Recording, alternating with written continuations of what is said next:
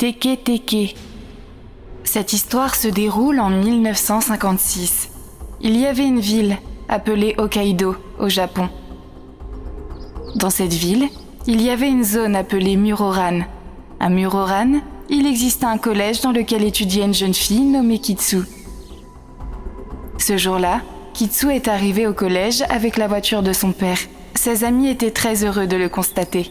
« Quel est ton problème, Kitsu? Pourquoi as-tu amené une voiture aujourd'hui ?» « Imari, mon ami, aujourd'hui, nous allons nous promener dans la ville en voiture et nous amuser. » C'est génial, Kitsu. Il est temps que nous nous amusions.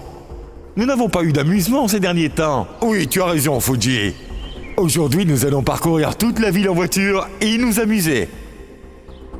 D'accord. Après la fin du cours, on se retrouve ici et on partira. Personne n'est en retard. Pas de cours supplémentaires. Oh oui, faisons la fête. On se voit après les cours. Tout le monde retourna à ses cours. En soirée, à la fin des cours, Kitsu amena la voiture et tout le monde entra. Ils conduisirent à travers la ville. « Ok les gars, où allons-nous maintenant? Je suis à court d'idées. »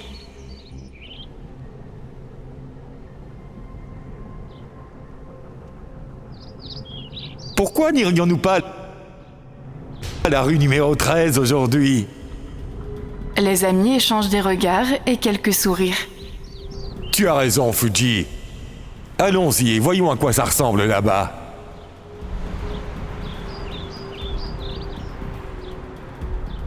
De quoi êtes-vous en train de parler? Qu'est-ce que la 13e rue a de si spécial? De quoi tu parles, Imari? Tu ne connais vraiment pas la 13e rue? Non, apparemment non. Je viens d'emménager, vous vous souvenez? C'est pour ça que je vous le demande. Fuji, dis-le à Imari. Il y a 20 ans, une fille nommée Kashima Reiko vivait dans cette rue. Un jour, des voyous l'ont harcelée et ont coupé son corps en deux. Depuis, la partie supérieure de son corps continue à errer dans cette rue.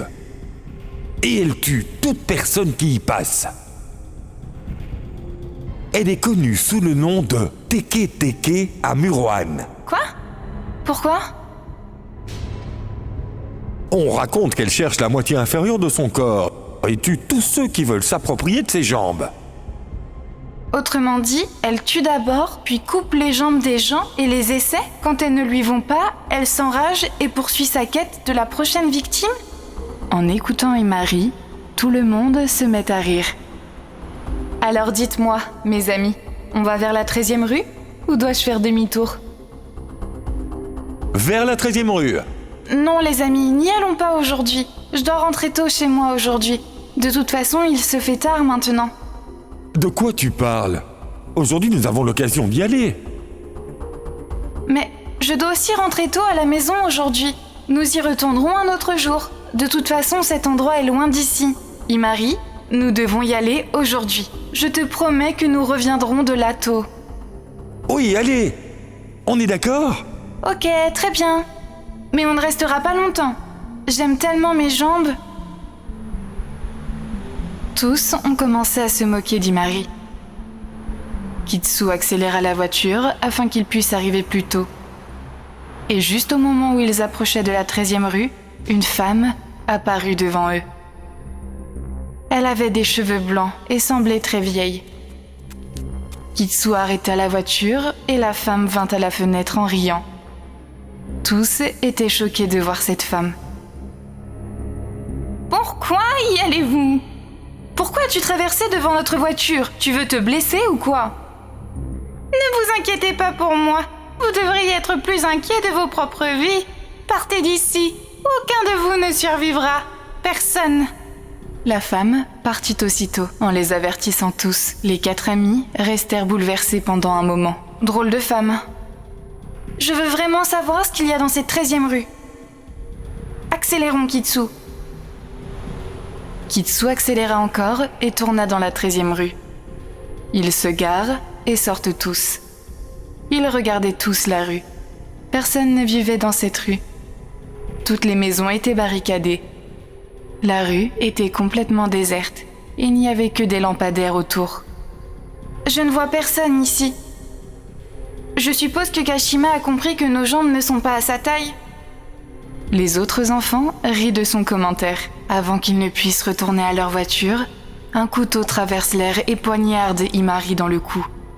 Le sang jaillit de la gorge d'Imari et elle s'écroule sur le sol. Imari! Qui a lancé ce... Imari! Imari s'étouffe. Voyant cela, les 3 autres amis étaient terrifiés. Nous devons aller à l'hôpital le plus vite possible. Ils entendent un bruit étrange venant de la rue. En regardant la rue, les 3 jeunes virent 2 yeux brillants s'approcher d'eux. Elle n'était autre que Kashima. La moitié de son corps avançait vers les 4 jeunes, mais elle était si rapide. Kashima se dirigea vers Kaen et planta le couteau dans sa chaussure. Kaen hurla violemment. Ah! Courez tous! Nous devons partir d'ici! Kitsu et Fuji commençaient à courir, mais Kashima attrapa la jambe de Fuji et lui mordit la jambe.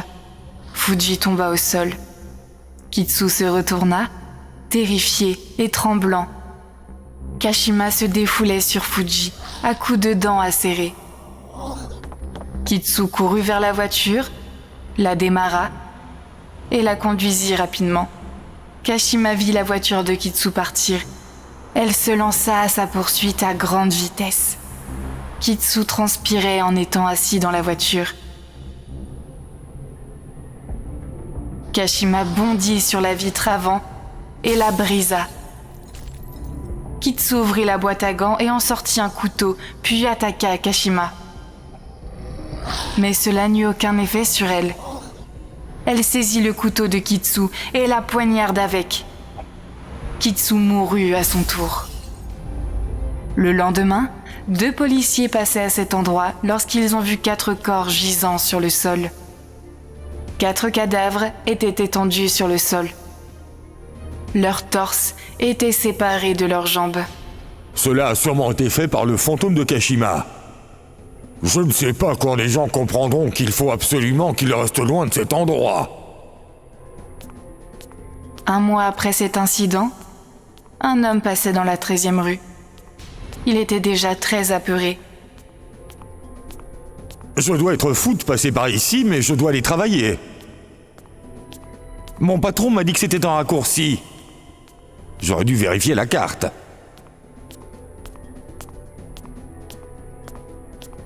Il s'est tenu devant la 13e rue et regardait autour de lui. Oh non! Où est-ce que je vais maintenant? Je suis perdu. Je vais descendre la rue et voir si quelque chose me semble familier à l'autre bout. L'homme se lança vers la rue et peu de temps après, il poussa de grands cris. Après cet incident, le gouvernement a cessé de circuler dans cette rue et a installé des panneaux d'interdiction d'accès tout autour. La ville entière ne traversait plus cet endroit pour éviter les ravages de la 13e rue et de Kashima. La fin